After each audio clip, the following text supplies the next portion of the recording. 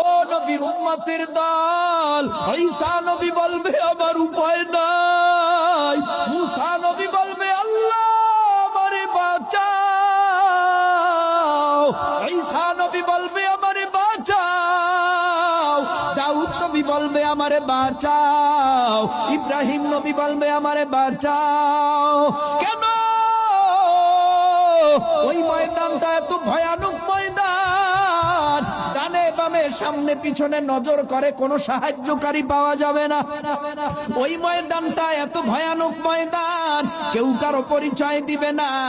ওই ময়দানের মধ্যে আল্লাহ পাক একটা আওয়াজ দিবে, আওয়াজ। আল্লাহর আওয়াজটা কত কঠিন হবে, আল্লাহর গর্জনটা কত কঠিন হবে, আল্লাহর হুঙ্কারটা বড় কঠিন হবে।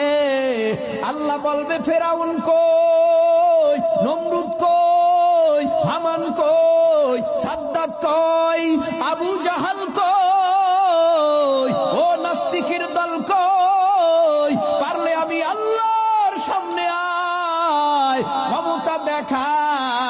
আল্লাহর সামনে কেউ ক্ষমতা দেখাতে পারবে?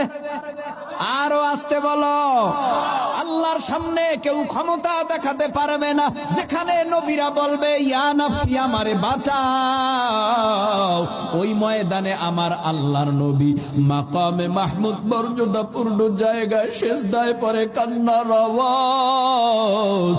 আল্লাহর নবী বলবে ও আমার আল্লাহ, আপনার জাহান্নামে যদি আমার মায়ার উম্মত খায়, আমি নবী জান্নাতে প্রবেশ করব না। আয় আল্লাহ, আপনার জাহান্নামে যেন আমার একটা উম্মত না খায়। এই উম্মতের জন্য 3 দিন খানা খাই নাই, এই উম্মতের জন্য আমি ঠিক মতো ঘুমাইতেও পারি নাই, এই উম্মতের জন্য আমি ঠিকভাবে দুনিয়ার জমিনে চলি নাই। আমি শুধু রাত্রেও উম্মতের টেনশন, দিনেও উম্মতের টেনশন। সকালে খাইলে মাওলা, দুপুরে খাইতে পারি নাই, দুপুরে খাইলে আবার রাত্রে খেতে পারি নাই। 7 দিন পর্যন্ত পেটে পাথর বেঁধে রয়েছি শুধু এই উম্মতের জন্য।